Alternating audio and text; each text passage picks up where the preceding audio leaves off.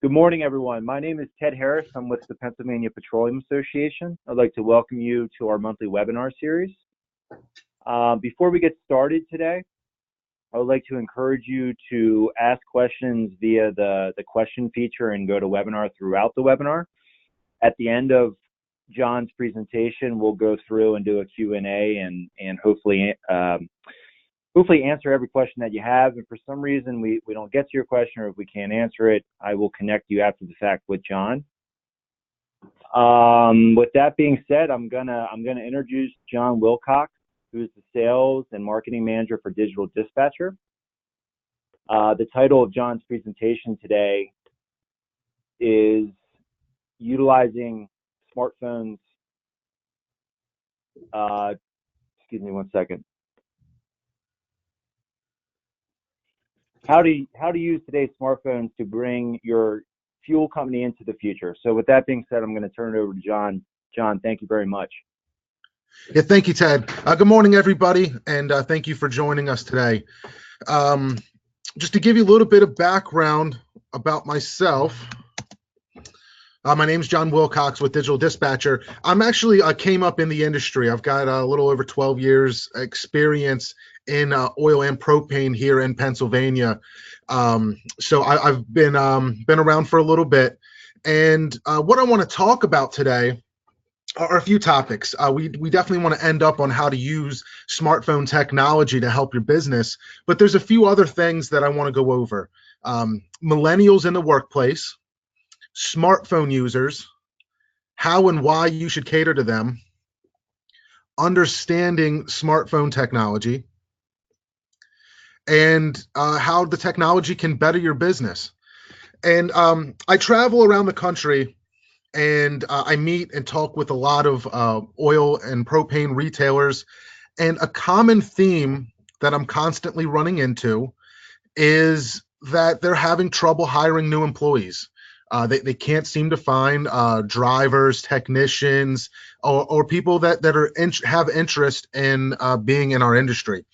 So I have a few topics that I want to go over today that will kind of address what's going on in the workplace today and what you can do as a company to hopefully better attract young people. I think most people have the perception that millennials are not great candidates for our industry. So what can we do to change that? And how can we change our approach to get new, younger people into our industry? So to get into that, I want to talk about millennials in the workplace. Believe it or not, they've taken over the workforce. 35% of working Americans today, that's 1 in 3, are millennials. And many companies in our industry have no plans on replacing the retiring baby boomer generation. So I think we should be proactive and consider the benefits of millennials, the technology, and how you can use both to your advantage. Now, new studies show that millennials are choosing to stay out of corporate America and are opting for smaller companies that value employees and offer more flexibility. Millennials also prefer part-time and seasonal jobs. Flex Jobs conducted a study on millennials to figure out why they want to work part-time, and based on the findings, they're doing it for some pretty logical reasons. The study found that the number one reason for wanting to work part-time is to spend quality time with a loved one. That was 55%, while pursuing a creative passion, 39%, and travel at 38% trailed closely behind. So what does that really mean? I think it translates pretty easily. We have family seasonal businesses, and millennials prefer seasonal and part-time work. They want to work for local family businesses, and so it kind of makes sense. It's almost like a perfect match. Millennials use mobile technology in every part of their life, and they're going to expect to have that at work. In fact, there was a study that said 66% of working millennials want to find a way to increase productivity at work using technology. So understanding this, and like we know that millennials are in the workplace, but how can we attract them? How can we use technology to make our jobs easier? And how is it being used in today's world? So let's talk about the power of today's smartphones. What's the first thing you do when you get out of bed each morning? Brush your teeth, maybe feed your dog, take a shower. How about check your phone? I know I do it. I'm sure a lot of you do. Don't worry, you are not alone. 80% of smartphone users check their mobile device within 15 minutes of waking up each morning. The average smartphone user spends over 4.5 hours per day on their phones, exchange 32 texts per day, and they look at their phone 5 times per hour. So, knowing that, what does that mean again for the business? Millennials, also known as smartphone users, just about everybody's a smartphone user nowadays, are and will become your new customers and your new employees. So, what can you do to cater to them? Can you attract employees with powerful technology that makes their job easier? I often think about when I started in the industry, drivers came in every morning, they sat around a table drinking coffee, there's paper tickets on the table, and they're taking their time, passing their tickets around, and those old school guys are fantastic, but they are the generation that's retiring. I can't imagine. I mean, I was able to do it, but I can't imagine the younger generation coming in and you being able to hand them a stack of delivery tickets and have them be able to go out and make these deliveries. They're expecting to see things that make their job easier, and they're used to technology. How can you interact with your customers? By text message and email. Think about Amazon. I got a package delivered yesterday. I got a notification that the driver was 8 stops away from me. I got a picture when the delivery was done of the package on my front doorstep. So people and customers, they're expecting this type of interaction with the businesses that the companies they're doing business with. And also, how can you empower your office staff with real-time information? So again, what does it mean for you? Today's smartphones are more powerful than ever. Think about it. You're a mobile business. You've got employees that are always on the move, always in different places. The trucks are moving around, your technicians. So when you think about it that way, what is the most powerful and versatile mobile computer on the market? It's the smartphone, today's smartphone. So I want to talk about the technology that's built into today's smartphones. You may take it for granted and not realize it, but I want to break it down a little bit and describe, based on these technologies, what can you do to help them, to help your company. GPS, POS, point of sale, RFID, NFC, Bluetooth. What does this mean? And this technology is built in today's smartphones, and it makes sense to leverage them for fuel delivery. So GPS, global positioning satellite. Keep track of your truck's location, keep breadcrumb trails of your trucks, give your drivers turn-by-turn directions. All of those things are there, are built in and can be used and leveraged because the GPS technology is built in. Imagine being able to confirm the location of where you are before you make a delivery. Being able to see where all your trucks are at, things like that. The point of sale, they always say in the business that the quicker you can get an invoice to a customer, the quicker you'll get paid, the quicker turnaround time there is. So if it is a billable customer, being able to generate an actual invoice at the time of delivery, whether it's printed in the truck or emailed, is going to save you time and money, not to mention postage, envelopes, things like that. So, being able to leverage that technology again with to generate point of sale invoices would be a huge advantage. RFID stands for radio frequency identification. So your phones, believe it or not, can read RFID tags or devices. Every RFID tag that's out there in the world actually has a unique serial number. No two are identical. So there's a ton of them out there, and it's actually a small device. And how you can use it is to identify a tank, a fill pipe, a customer's above ground or underground propane tank, or maybe a customer asset. If you're a customer that's doing fleet fueling, or you just want to identify an above ground tank, bulk tank, something like that. You can actually read these RFID tags. And how you do that is using the NFC, the near field communications that's built into the smartphone. I don't know if you've ever seen somebody use a phone at, depending on where you are in Pennsylvania, at a Wawa, at a Turkey Hill, at a Sheetz. You can tap your phone against that card reader, and the phone will make the payment for you.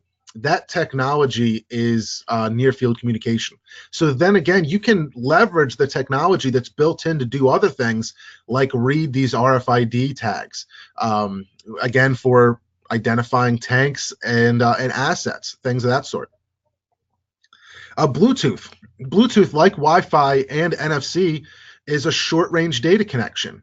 Bluetooth is a very reliable and solid connection that you can use to connect and communicate with things in the industry, like your electronic registers and printers on your truck. So instead of needing to be hardwired or something like that, the technology that's in these phones, you can use Bluetooth to communicate with your trucks and printers and things like that to help with your data collection as well as your point of sale invoicing. So I want to talk about also how a smartphone versus a traditional onboard computer that you may have seen in the industry may be a better bet for you. Most of the other onboard computers that you see are locked down, provider configured devices. Using an off-the-shelf cell phone or tablet, I've seen companies able to do multiple things. They can use them for time clocks, where it grabs the location of the person when they're clocking in for the day, as well as a real-time timestamp. So that way there's no expensive hardware in your office, let's say, or at a location for clocking in, or maybe you have remote employees. Being able to have an unlocked device would make things better for you and allow you more flexibility. Because of everything that's built into the cell phone, there's not a lot of hardware or extensive hardware pieces throughout your truck, or where there's no modem, there's no cables that are run, there's a lot less potential failure points. We found that cell phones end up being a much more reliable device for capturing data and things like that in the field than something that may be specific to an onboard computer or to a fuel delivery truck. So that being said, the real-time data that we're capturing, what are the benefits of getting real-time data from your smartphone to your office? You give your customer, imagine being able to give your customers accurate answers and ETAs and delivery information. If you're leveraging this technology again to see what's happening in the field, you could tell your customers that, hey, you're 2 stops away. Your driver will be there in a few minutes. Or, you know what, we actually delivered you at 7:05 this morning. Imagine being able to know where your trucks are. I know most times when companies need to find out when a customer calls in and wants a delivery, you have to call your driver. Maybe they answer, maybe they don't. You have to call them and say, hey, where are you? What do you have left? What have you done so far? How many gallons are on board? Imagine not needing to do that. The inventory control, knowing how many gallons are on board of each truck, who to dispatch these stops to, what to do with incomplete work. Leveraging the technology and using this data to run a better business. Imagine being able to have that competitive advantage over your the other companies in your market to give better service. So I guess in all, what I'd like to see done is to see you guys embrace the up and coming workforce. There's a younger generation coming up. They're already out there. They're going to be more than half of the workforce by 2020. So what can you do to embrace those people and to attract those people that are in the workforce and are coming up in the workforce? I've actually seen companies where they have hired young people just as laborers to make sure that they come, and have them just as a lower paid laborer that they can put with to ride with the driver, to help do tank sets, maybe HVAC installs, things like that, and kind of groom them that way. Make sure that they're coming in and working hard every day, and then start investing in them, help them get their CDL. That's the kind of company they want to work for. So I think you need to embrace that and look for ways to attract them. Embrace the technology. There's a lot of things that that companies are doing now. A lot of paperwork. I always joke that there must be a black hole or something underneath the passenger seat of an oil truck. You're always losing your pens. You're losing delivery tickets. You're losing your insurance and registration paperwork, your hazmat cert, whatever it might be. So what can you do to eliminate things like that? Don't be afraid of it. It's a lot easier than you think to use it. Chances are a lot of you are already using smartphones and don't realize how comfortable you are with technology already.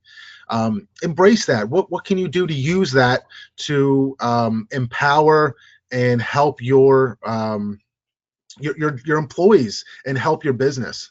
And of course, with that, embrace change. Any time that times are always changing, there's always going to be new ways to do things, potential ways to do your business. And if you want to stay viable, if you want to be competitive and keep up with the times, be willing to embrace change so that so that you can keep your company around and continue to grow. Give your employees the tools to do a better job.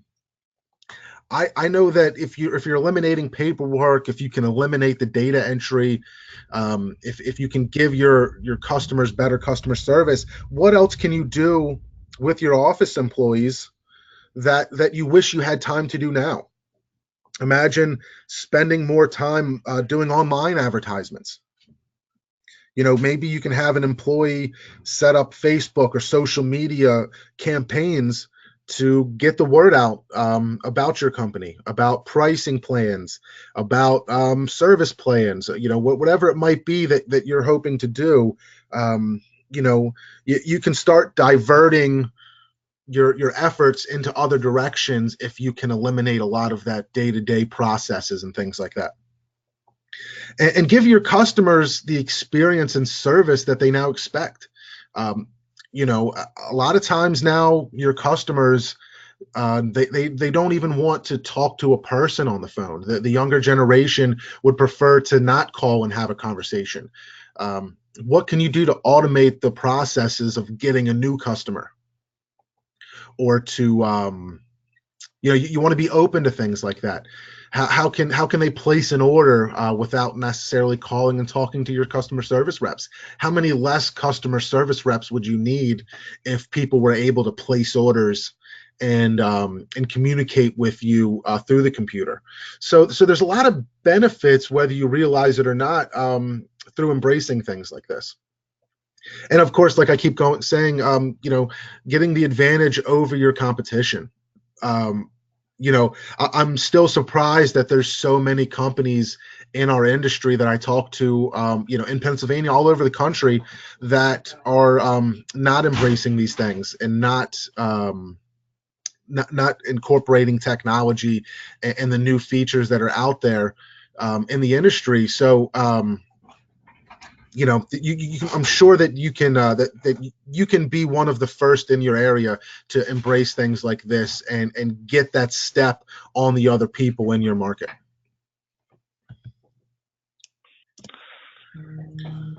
So that is all that I have here today. Ted, if there's anything you'd like to jump in and say, I'll put my contact information up here on the board. Did we have any questions or chat comments come in? We have not to date. I actually have one on my end, but again, I would please, if you do have a question, please feel free to ask. There's the question feature you should see when you go to webinar screen, and one just came in here. What is a rough cost of a RFID tag? There's a few different types of RFID tags out there. You want to make sure that you get one that can be placed around metal. When we first started testing this, we found that they're manufactured different ways. So there's some RFID tags that do not do well around metal. Obviously, tanks are metal, or maybe propane tank lids or something like that may not be, but we found that depending on the bulk, you can get them for under $1. Maybe 60 cents has been probably the average cost per RFID tag that we've seen. Excellent, thank you. We had another one come in. What technology allows the inner office to know how many gallons are in the tank truck? Really,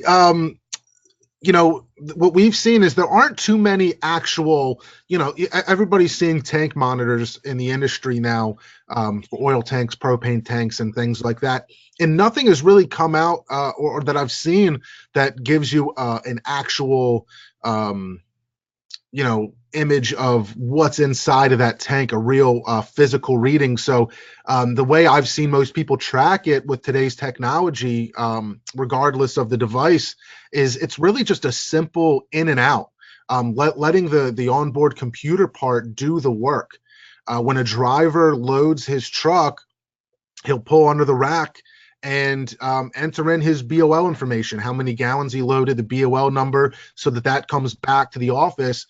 And then the software usually that they're using in the trucks will actually deduct the gallons every time that they make a delivery.